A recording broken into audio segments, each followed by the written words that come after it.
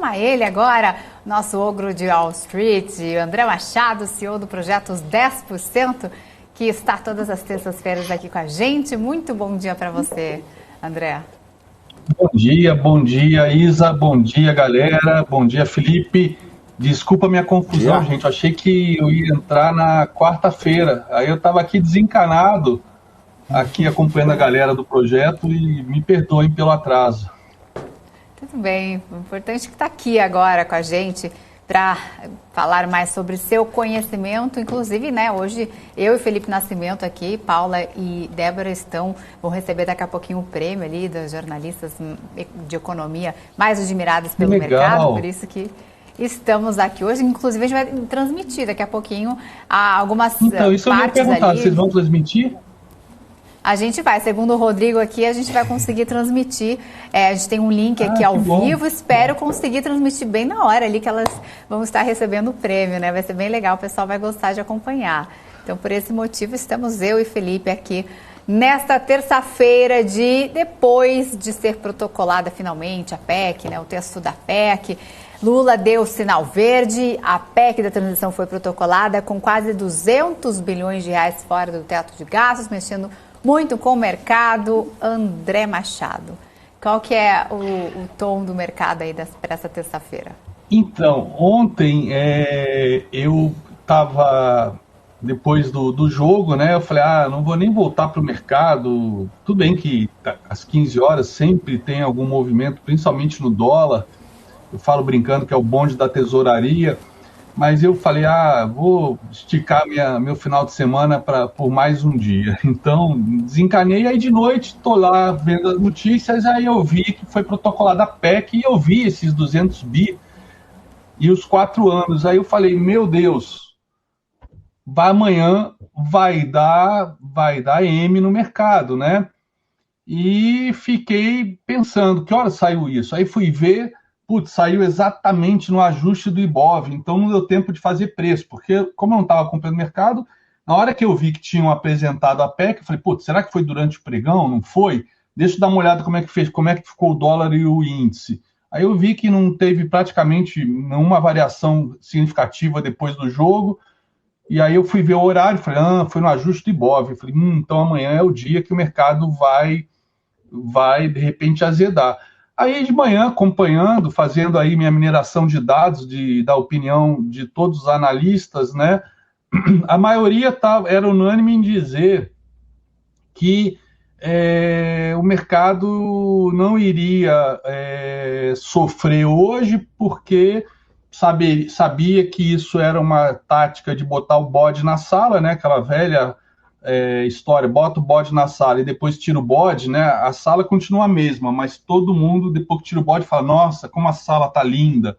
E que o mercado estaria preparado para até 150 bilhões de reais, né? E que o Lula, inclusive, tinha um número que era 151 bi. Enfim, e que 150 bi o mercado aceitaria. Então estaria indo 198 bi, que era um número que, quando foi aventado há 2 semanas atrás, né, o mercado deu uma azedada horrível, né, e que mandaram os 198 bi 4 anos, né, os 4 anos de governo. E aí eu falei, voltou então aquele pior cenário, né, o cenário que era cogitado caso o Bolsonaro ganhasse, era um cenário de 75 bi a 100 bi, um ano só. Aí veio o Lula com 198 bi, praticamente 200, 4 anos, né? O valor da reforma da Previdência. E deu aquela baita azedada. Além disso, a questão do Haddad praticamente é unanimidade entre todo mundo que está cobrindo lá a equipe de transição, que é o ministro da Fazenda, né? Apesar da palestra, ou da apresentação, ou do bate-papo, enfim, que ele fez lá no almoço da Febraban ter sido terrível, o mercado deu uma azedada, até porque estava com uma expectativa, né? Logo que ele começou, eu acompanhei minuto a minuto o índice, o dólar, logo que ele começou a falar, deu uma puxadinha no índice para cima, no dólar deu uma socada. Ele falou, estou aqui em nome do presidente Lula, ou seja, tirou mais uma dúvida do mercado, mas conforme ele falou de teto de gastos, que o teto de gastos não trouxe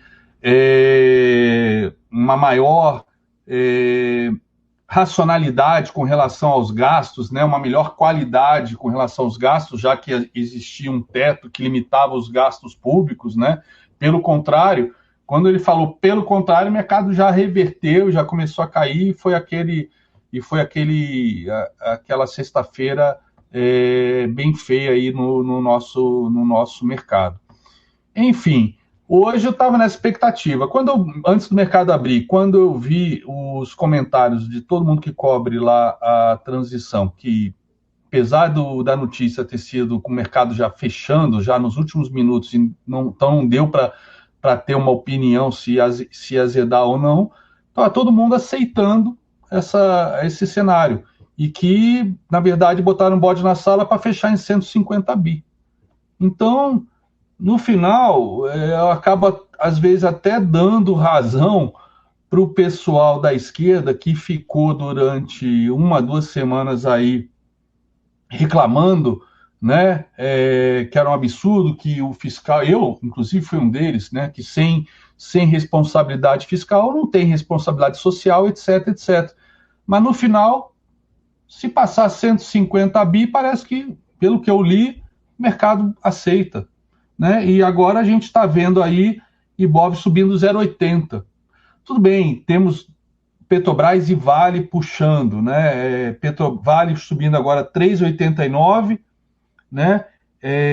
Petrobras, cadê? Petri 4 puxando, cadê a Petri 4? Puxando 3,12, ou seja, as duas, que são quase 30% do índice, fora o que elas interferem em outros papéis, né, mineradoras, siderúrgicas, outras petrolíferas, que têm peso menor, as duas subindo 3%, então tá aí.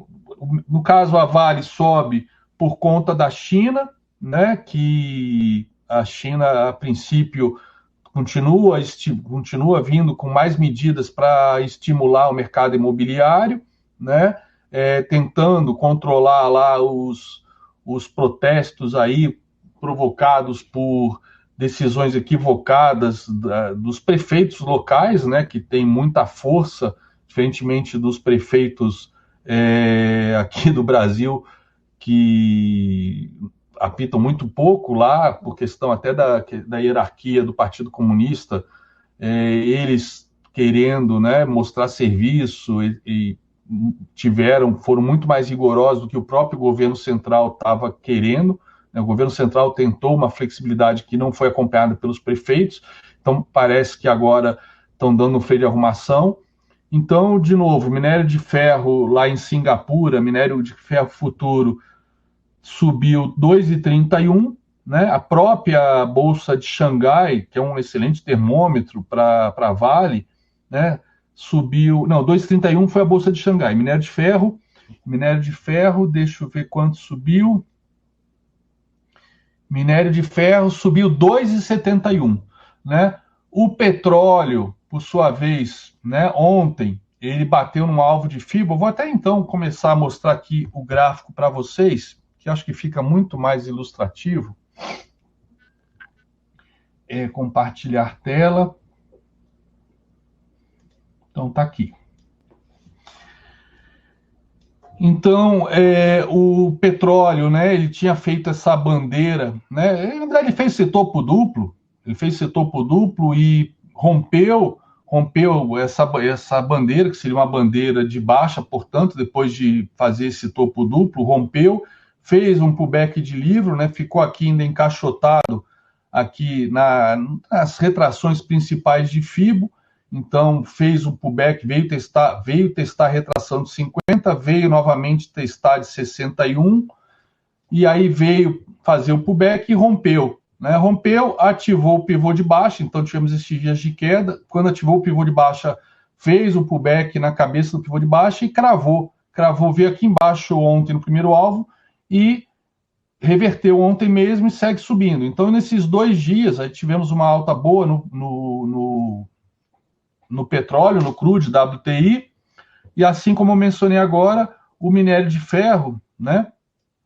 A sessão de ontem, esse tique aqui já seria considerada a sessão de quarta-feira em Singapura, tá? Mas a sessão desta madrugada, que equivale para a Vale, para as mineradoras australianas, né? 2,71 de alta, né? Fez um belo, dessa perna de queda aqui, ele rompeu aqui a última retração, fez um pullback e segue subindo, então deve vir aqui tranquilo nos $105 a tonelada. Própria China também, né, conseguiu romper esse topo aqui, retração de 61 também, que ela tinha ficado encaixotada, ela veio no 61, recuou até o 38 de novo e rompeu aqui uma bandeira de alta, fez mais um pivô de alta.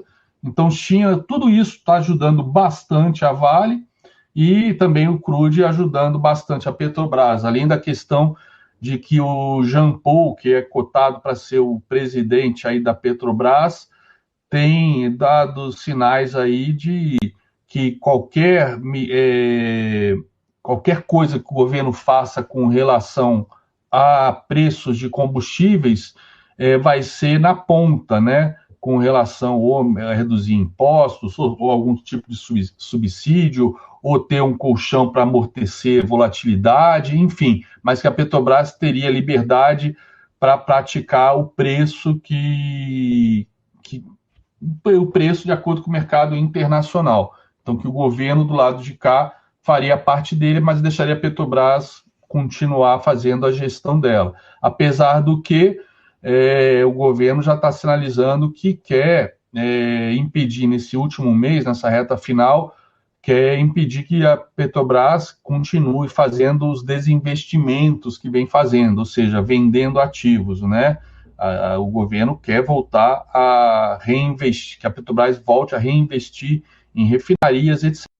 Mas no final, sempre aquele pior cenário contemplado pelo mercado está sendo aos poucos desanuviado, e China e petróleo, né? China, minério de ferro e petróleo ajudando, então são os dois papéis que mais puxam o Ibov, e com isso, mesmo com essa questão da PEC ter sido colocada da pior maneira possível, que azedou o mercado lá atrás, o mercado está reagindo bem, né? Ibov agora, olhando o Ibov agora para o lado técnico, Ibov pelo lado técnico, ele fez um pivô de baixa, tá? Ele fez esse ombro, cabeça-ombro, rompeu, fez o pullback aqui na linha de pescoço, né?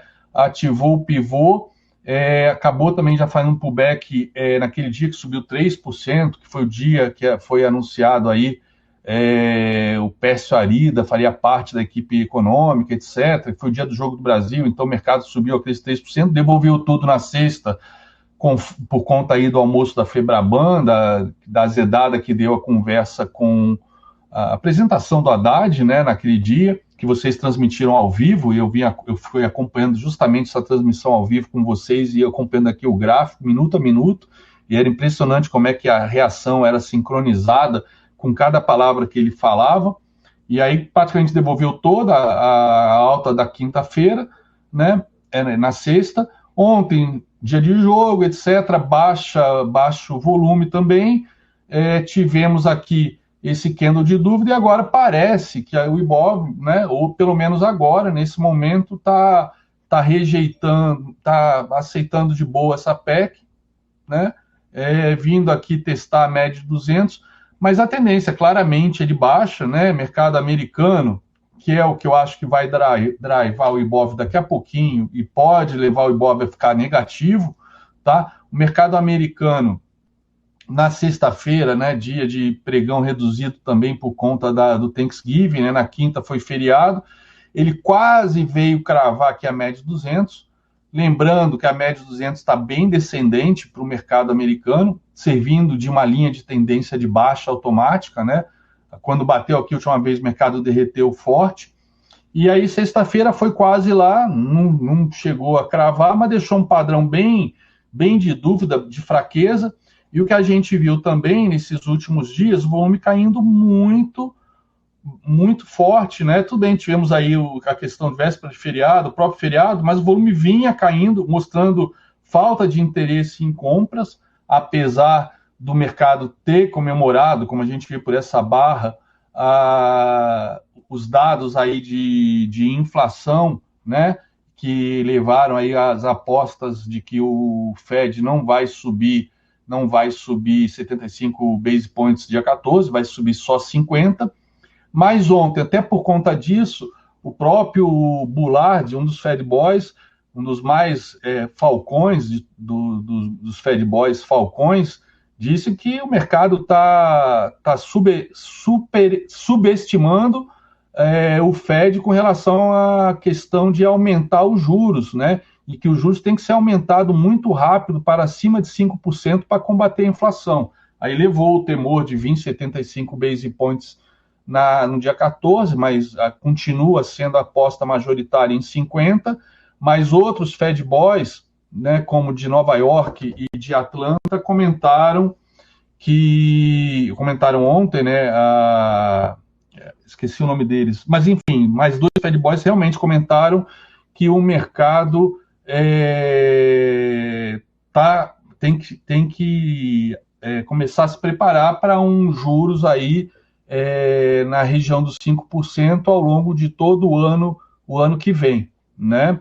Então, apesar das apostas serem que o pior já passou em termos de inflação, que o pico ficou para trás e que deve ter mais aumento só até março, né? Nas próximas 3 reuniões, agora em dezembro, fevereiro e março, isso ajudou a puxar o mercado, mas chega um ponto também que não importa se o pior cenário não vai se concretizar, que seriam 75 base points, a gente tem um juros terminal acima de 5%, né? E provavelmente, como disse até um dos Fed Boys, ao longo de 2024, né? Nem mais 2023. Ou seja, 2023 inteiro com juros altos.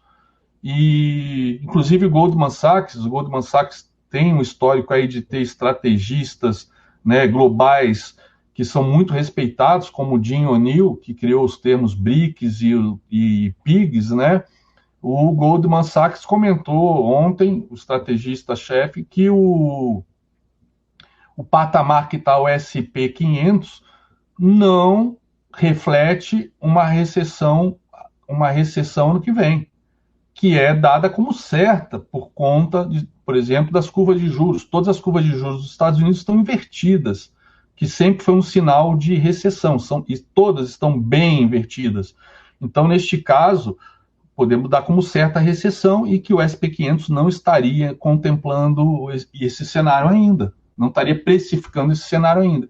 Então, na minha opinião, eu sei que é uma questão que quem é fundamentalista bate nessa tecla, eu sei porque eu acompanho vocês todos os dias, bate nessa tecla todo dia de que o BOV está barato, né, em termos de PL, etc., mas é aquela história. Tudo que a gente, assim como o gráfico, eu estou tendo uma visão do passado, mas muito próxima do dia de hoje. Eu estou olhando o dia de ontem, eu estou olhando o intraday de hoje. Quando a gente fala de fundamentos, a gente está olhando de um trimestre atrás, 2 trimestres atrás, e tudo muda muito rápido no mercado, né? Até essa questão fiscal do Brasil, essa questão também de juros dos Estados Unidos. Então, apesar do mercado, por enquanto, o Ibov ter aceitado bem o golpe aí dessa PEC, mas o próprio Marcelo Castro, relator da PEC, ele já disse que, já que não entravam em acordo com relação ao texto, ele optou por mandar o texto, né, original, e que então se discuta durante a tramitação o que seria o texto novo. E ele falou, nenhuma PEC entra no Congresso, né, nenhuma PEC entra no Congresso de um jeito e sai do mesmo jeito, sempre sai mudança. Inclusive, uma coisa que eu descobri hoje, não sei se se eu comi bola, mas nessa PEC que estava sendo negociada, estavam querendo incluir as emendas ainda deste ano, cerca de 20 bi deste ano, né, nesta PEC, liberar esta grana para os deputados. E isso não está contemplado nesta PEC, o que enfureceu os deputados. A PEC não, ou as emendas do relator, né, que depois do segundo turno, antes do segundo turno era um orçamento secreto, depois do segundo turno virou emendas do relator como mágico, que agora quem fez, o pessoal é bipolar, né, já estão chamando, os mesmos chamados dos relatores, já estão voltando a chamar de orçamento secreto, a mesma imprensa que, né, muda de opinião a todo momento, de acordo com o vento. Enfim, inclusive, isso deixou eles bastante irritados, e isso pode atrapalhar a tramitação, tá? Isso é mais coisa pra gente ficar de olho. Oi, pode. Não, eu ia falar, isso irritou o Centrão, Ogro, e justamente eles deixaram fora da PEC para ser um espaço ali de manobra para votar a PEC. Então, na hora do vamos ver ali, para o Centrão votar em peso, eles vão lá e colocam de novo para ter manobra ali, ter espaço de manobra. Eles sabendo que isso, para poder aprovar a PEC, se isso já vai no texto, o que eles poderiam oferecer em troca para acelerar? Nada.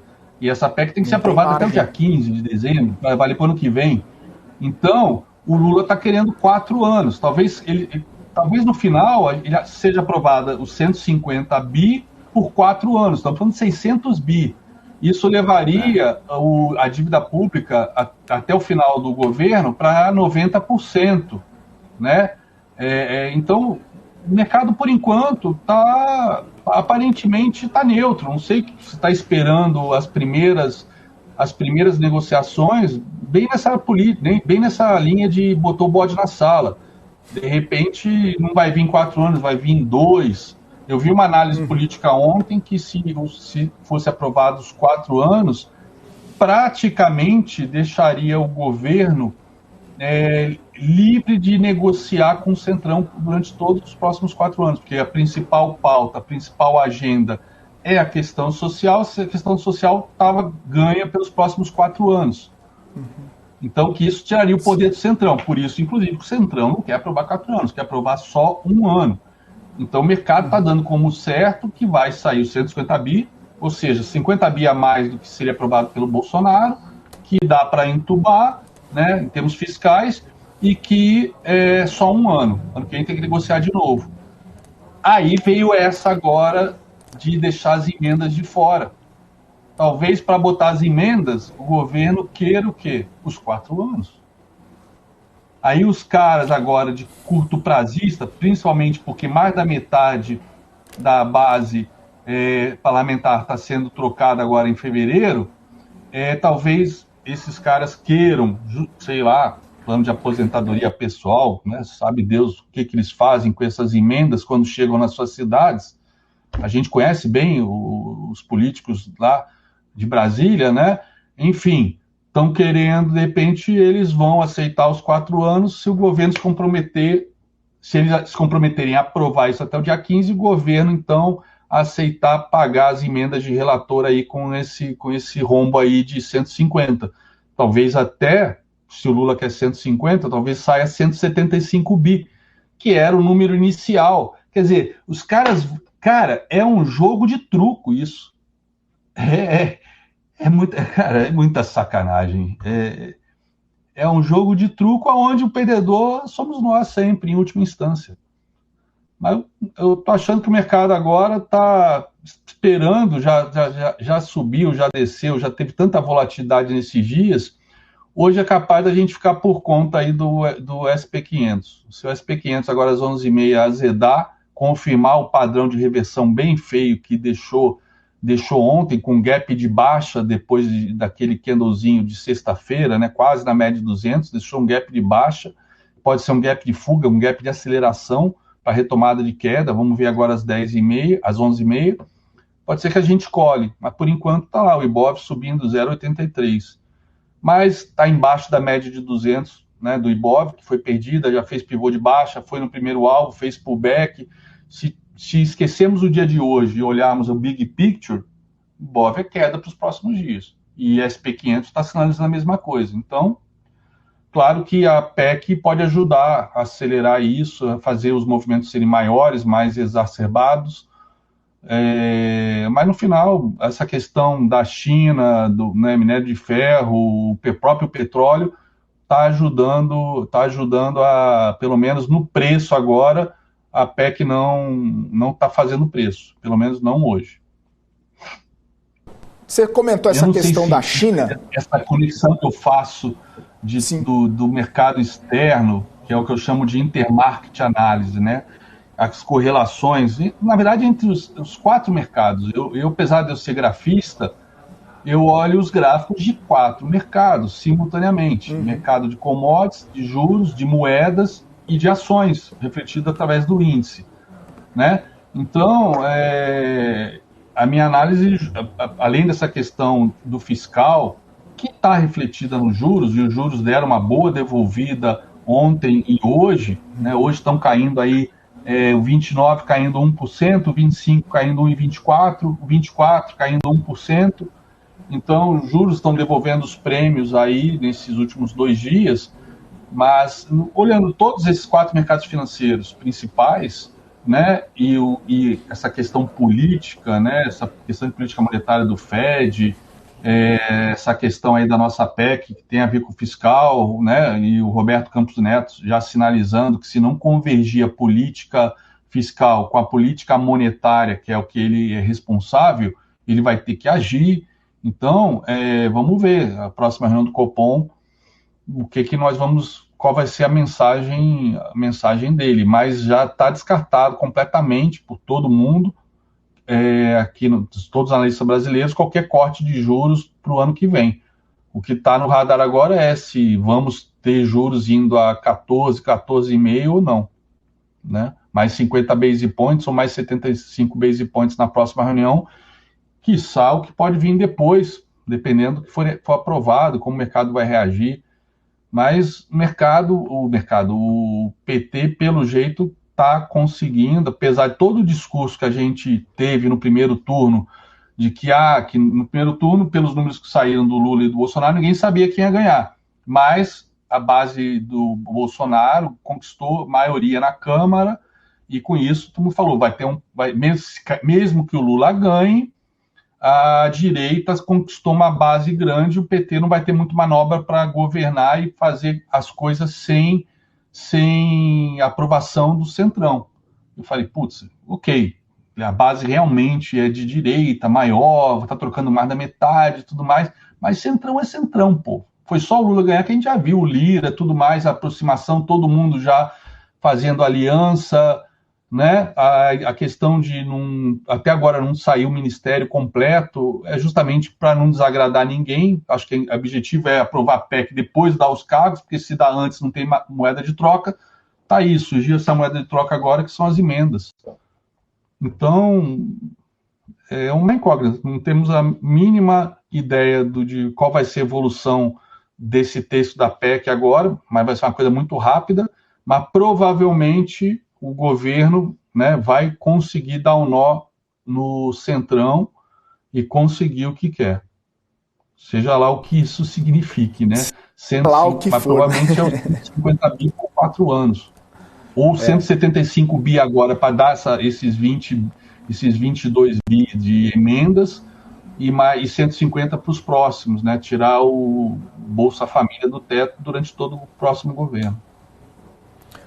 Ô, Ogro, você comentou a questão da China, a gente está vendo toda aquela situação lá de lockdown e as coisas ficando muito mais complicadas por conta de protesto e tudo mais, e a China a gente sabe que acaba trazendo, né, consequências, reflexos para os mercados, né? Quando as coisas estão possivelmente mais tranquilas, que você vê um horizonte interessante de reabertura, dá uma relaxada no mercado. Quando tem mais restrição, o mercado fica um pouco mais ansioso e turbulento. Essa incerteza que está acontecendo lá, você acha que pode continuar contaminando os mercados globais, principalmente aqui no Brasil? Embora hoje a gente vê as commodities subindo, também porque subiu o minério de ferro lá na China. Como que você vê essa situação e os impactos por aqui, Ogro?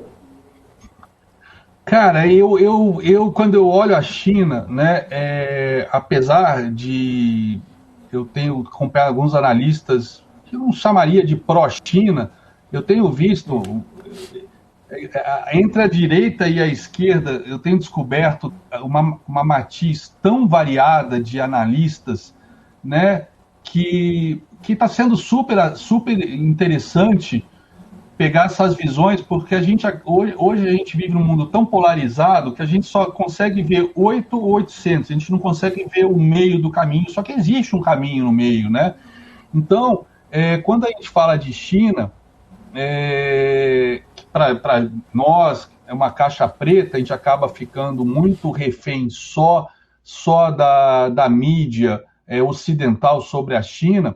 Então a gente sempre, eu sou um que acabo sempre tendo essa visão, porque a minha fonte de informação principal é a mídia ocidental, e agora que eu estou descobrindo outras mídias, ou pessoas que têm acesso às mídias, não digo também acompanhar a mídia estatal chinesa, também não faz sentido nenhum, porque é a voz do Partido Comunista Chinês, né? Mas encontrar um meio termo, a gente sabe os desafios da China, né? A questão chinesa hoje passa principalmente por continuar permitindo que a classe média chinesa cresça, né? Que ela continue a se desenvolver, tirar mais pessoas da pobreza e levar para a classe média. E a própria classe média esse é que é o X da questão. Se quem estava pobre, tudo que queria na vida era ser classe média, quando chega na classe média, e aí, não quer mais nada? Quer mais coisas. Esse é o desafio da China agora. É continuar levando mais pessoas para a classe média e atender as demandas da atual classe média. E o que acontece? A classe média agora, depois que você chega nesse patamar, você quer liberdade. Antes, de repente, para quem não tem o que comer, a liberdade é uma coisa etérea demais. Quando você atinge a classe média, de repente já tem o que comer, já tem um bom emprego, né? A China, nesses 20 anos, desde que os Estados Unidos passou a ter relações comerciais com a China em 2000, aprovou, né, no final, a China entrar na OMC em 2001. Então, nesses 21 anos, a China se tornou essa mega potência, né, mundial, virou a fábrica do mundo. E agora o desafio é o mundo entrando em recessão. A China é a fábrica do mundo. Os Estados Unidos vai entrar em recessão. Europa nem se fala. A China é a fábrica do mundo. Mas se o mundo parar de consumir, e aí? Como é que a China consegue continuar a girar todos os pratinhos e atender a demanda da população? E agora tem essa questão do Covid zero, da política do Covid zero. A China fez aquele lockdown super draconiano. Então, acaba que até uma coisa que foi muito politizada durante esses últimos 3 anos, no Brasil, na Europa, nos Estados Unidos, que era a questão, usa vacina, não usa vacina, faz lockdown, não faz lockdown, usa máscara, não usa máscara, né? E aquela questão de imunidade de rebanho, que é uma coisa que de fato existe, mas inicialmente, quando os governos, por exemplo, Bolsonaro e Trump, apostavam 100% na imunidade de rebanho, para mim era também uma sandice, porque a gente via a gravidade dos vírus, a mortalidade dos vírus, mas acabou que os vírus foram se atenuando, é uma característica dos vírus, é a mutação, e a mutação faz com que eles fiquem mais fracos, porque o objetivo do vírus não é matar o hospedeiro, é continuar contaminando. Então aquele vírus forte, né, de alta mortalidade do início da pandemia veio se atenuando, e teve a questão, né, da imunidade de rebanho de qualquer maneira. Né? Eu tomei duas doses de vacina e peguei Covid, mas não aconteceu nada, minha família inteira. Né? Um amigo meu já teve 2 vezes e tomou 2 doses de vacina. O pessoal até que ainda está na polarização, ainda fala, 2 doses de vacina, tem que tomar quantos? 3, 4, 10? Sim, 10, igual gripe. Eu tomo vacina de gripe há quase 30 anos, né? Todos os anos. Então é normal, virou uma gripe, menos na China. Na China, o lockdown, e outra coisa, a China só aplica as próprias vacinas. Talvez realmente a vacina chinesa não tenha a maior efetividade. Então, só tem a vacina chinesa. Talvez, provavelmente não conseguiram vacinar 1 bilhão e 400 milhões de pessoas. Não tem imunidade de rebanho. Então, tá aí a questão do surto surtos, né, cada vez maiores. E outra coisa, o resto do mundo que negocia com a China, que viaja para a China, né, e os próprios chineses também viajam para a Europa, viajam para os Estados Unidos, no momento que houve esse processo de vacinação no mundo inteiro, a imunidade de rebanho, que os vírus sofreram mutação e viraram uma gripe, os chineses levam esses vírus para a China, os ocidentais vão para a China, levam o vírus e acaba causando esses surtos que estão assustando o governo. Ou seja, a política de Covid-0 que parecia ser tão acertada está fazendo água agora. Então, a gente tem essa questão dos lockdowns, né, voltando, tem que flexibilizar, só que aumenta o número de mortes, isso assusta os prefeitos que são, né, dentro da hierarquia do Partido Comunista Chinês, eles têm um poder muito grande, só que se começar a morrer gente nas suas cidades, isso vai afetar a ascensão deles na hierarquia. Aplicaram lockdowns mais rigorosos que o Partido Central exigia, e agora está nessa queda de braço, né? Mas a China, nesse momento, o Partido Central está conseguindo amenizar, passou a mensagem clara aí para os prefeitos para realmente ter uma flexibilidade aí nos lockdowns, mas no final das contas, isso pode estar servindo de volatilidade pontual, assim como a PEC para a gente, está servindo de volatilidade pontual para a China, porque quando a gente vai olhar mais longo prazo, mundo em recessão e a China é a fábrica do mundo, quebrou as pernas da China. Vai vender para quem? Para sua própria classe média? Esse é o objetivo do Xi Jinping, ter uma classe média forte o suficiente para não depender de exportações para o Ocidente, né? Só que não tem ainda.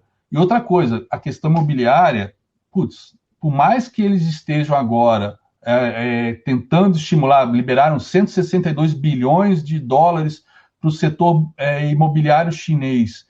Não adianta, quem ficou sem o seu imóvel não quer pagar as prestações. Acabou, as imobiliárias pegaram, tudo bem, elas podem pegar essa grana agora e construir os imóveis que estão devendo. Só que convencer as pessoas que pagaram, né, 100% do imóvel à vista, usando 30% de economias de entrada e financiando 70% com os bancos, eles vão continuar sem pagar. Eu, na boa, pensando por mim, são culturas diferentes, mas eu vejo que imóvel era para ser entregue numa data. A data chegou, não foi entregue. Você vai lá na planta, é um terreno baldio, não tem fundação, não tem nada, porque eles usaram dinheiro para comprar mais terrenos, gerou essa baita dessa bolha, e para construir e vender mais imóveis. Ou seja, isso ainda está sendo, na minha opinião, não está sendo precificado. O mercado imobiliário chinês, por mais que a gente saiba da força dos bancos estatais, do Partido Comunista Chinês, isso não está sendo precificado corretamente ainda.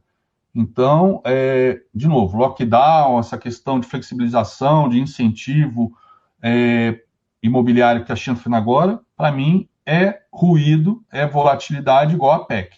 Se olhar longo prazo, né, ano que vem, 2023, o cenário na China, para mim, é muito ruim.